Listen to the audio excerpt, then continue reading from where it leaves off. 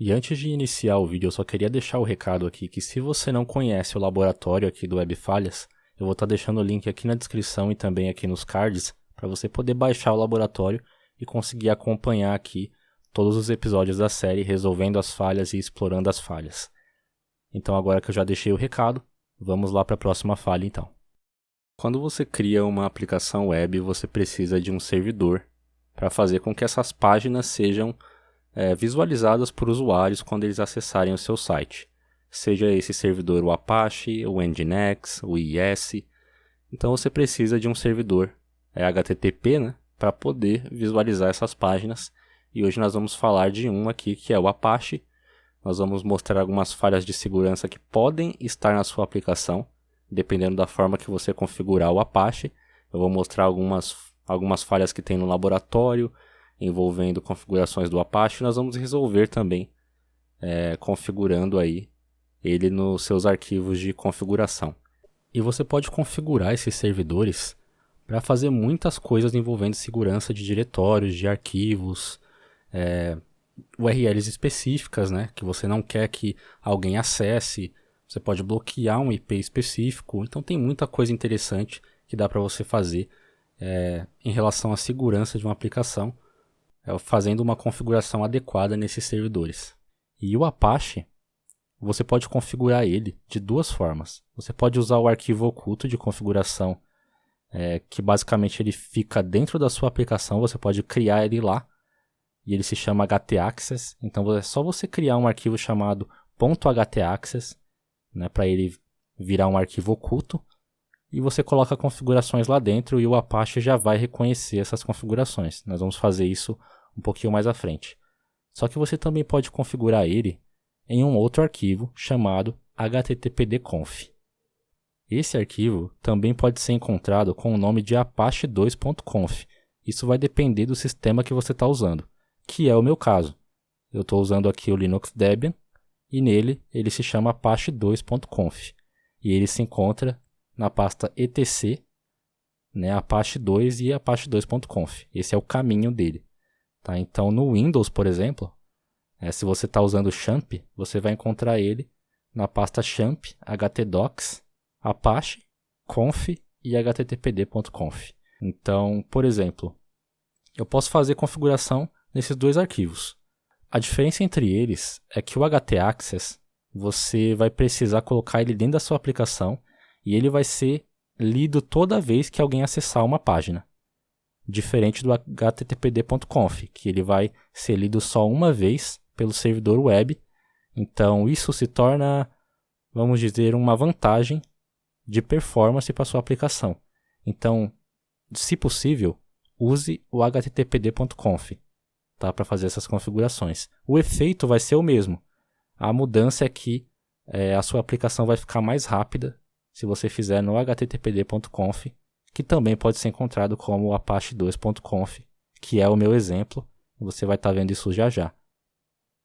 Então eu deixei alguns exemplos aqui de falhas no laboratório, envolvendo listagem de diretório e acesso a arquivos que na verdade o usuário não poderia acessar.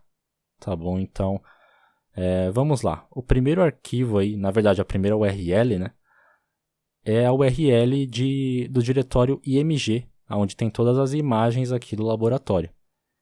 Tá? E você pode estar me perguntando, como eu posso conseguir esses diretórios? Você vai ter que abrir, por exemplo, uma imagem da aplicação em uma nova aba e verificar na URL qual é ali o diretório que a imagem está. Aí você exclui o nome da imagem e aperta Enter para listar o diretório inteiro. Como você pode ver aí, ele listou todas as imagens e isso não podia estar acontecendo, né? É claro que dependendo da sua aplicação, você pode querer que isso aconteça mesmo, tá? Mas vai depender muito do cenário. Ali eu também deixei uma outra URL, que é dos arquivos PHP, né, do sistema. Então, arquivos que o usuário não poderia estar vendo também. Tá? Então, é muito sensível e você não poderia estar deixando isso acontecer. Nós vamos proibir isso mais tarde. Tá? E logo abaixo, também tem a URL do banco de dados. Isso é perigosíssimo para a aplicação, né? Eu consegui baixar o banco de dados ali, que no nosso caso aqui é o banco SQLite, então por isso que ele se encontra dentro de um arquivo, né?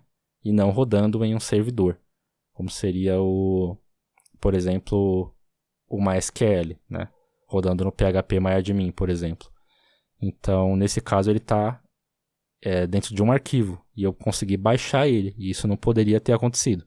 Então, a gente vai bloquear esse acesso também. Aí você pode me perguntar, tá, mas como que alguém ia conseguir essa URL? Como alguém ia saber que existe uma pasta no sistema chamada database e que existe um arquivo banco.sql? Ele poderia usar uma técnica de brute force em URL, né? Poderia fazer isso, usar programas que fazem esse tipo de ataque, que vão descobrir URLs do sistema. Tá? E aí ele conseguiria acesso facilmente a isso aqui. Eu não vou mostrar isso agora porque senão ia tirar muito foco do vídeo. Mas eu posso fazer um vídeo aqui sobre isso se vocês quiserem. Então vamos fazer o bloqueio então primeiro da falha de listagem de diretório. Tá? Vamos fazer esse bloqueio aí. Vamos criar um arquivo chamado .htaccess, né, para virar um arquivo oculto lá na raiz do projeto Webfalhas.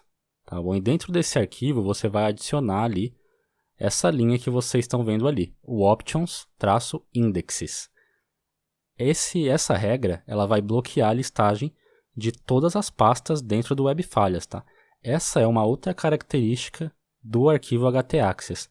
Se você colocar ele na raiz do projeto, essa regra vai valer para todas as pastas que estão aí. Tá bom? Então, e até as pastas que estão dentro dessas pastas, tá bom? Ele realmente aplica em tudo. Então, aonde você colocar ele vai aplicar em tudo. É isso que você tem que entender. Então, realmente é uma característica dele isso. Feito isso, você vai ver que eu posso tentar listar e não vai dar certo. Tá bom? Então, nós já resolvemos a falha de listagem de diretório. Vamos fazer isso também no httpd.conf ou apache2.conf, que é esse exemplo aqui. Tá bom? Você pode até deixar para lá essa linha que você adicionou, se você for testar o exemplo de agora, tá? Apaga essa linha lá do htaccess e vamos testar essa outra forma de fazer a mesma coisa, tá? Então, você pode estar vendo aí que eu estou indo lá no terminal e acessando o caminho aonde fica o arquivo apache2.conf aqui no meu sistema. E eu estou editando ele. E o que eu costumo fazer nesse arquivo, que eu não fiz aí, tá? Mas vocês podem fazer por segurança, é criar uma cópia dele e salvar uma cópia dele, né, para caso você edite ou acabe fazendo alguma coisa errada nesse arquivo, e aí você não tem como voltar. Então você faz uma cópia de segurança dele. Eu não fiz aí, tá? Mas é bom vocês fazerem uma cópia de segurança antes de sair editando arquivos de configuração assim, tá bom? Mas tudo bem, vamos lá. Eu estou editando ele, eu estou descendo aí algumas linhas. E aonde chega as regras ali, você pode ver que tem algumas, digamos que algumas tags, né? Directory e tal. Então, eu abri ali um comentário e coloquei minhas regras. Eu costumo fazer isso só para saber aonde eu coloquei as minhas regras, tá? Porque esse arquivo tem muitas regras que não foi eu que coloquei, que já vieram por padrão, tá?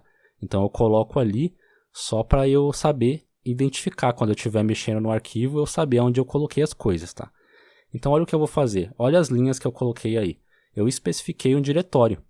Você pode ver que é quase o mesmo comando do htaccess, só que o htaccess, ele basicamente ele já está lá no seu projeto. Então você não precisa mostrar o caminho para ele, porque ele já está lá, né? Aqui no caso do httpd.conf não, ele não está no seu sistema lá na sua aplicação web. Então você precisa mostrar o caminho para ele aonde que está a sua aplicação. E aí depois você aplica a regra. E essa regra vai ter o mesmo efeito da outra, tá? Vai ser a mesma coisa, só que o arquivo é diferente e é uma maneira diferente de fazer, tá? Então, tudo bem. Outra coisa que você vai precisar fazer aqui, você vai precisar salvar esse arquivo. Eu estou utilizando o Nano para fazer essas edições, mas você poderia estar fazendo num bloco de notas também, tá? Você só teria que ter permissões para isso, né? Mas você também poderia estar fazendo. Então, eu digitei ali o Ctrl X e apertei o S para salvar, tá? E Enter, aí ele salva o meu arquivo. E aí eu consigo agora reiniciar o Apache para as alterações entrarem em vigor também. Ok, então nós já fizemos então o bloqueio do diretório, né, da listagem.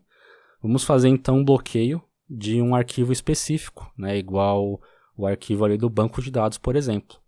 Olha agora o outro comando que eu estou adicionando lá no htaccess. Vamos fazer primeiro no htaccess e depois fazemos também no httpd.conf ou apache2.conf, tá? Vamos fazer do mesmo jeito.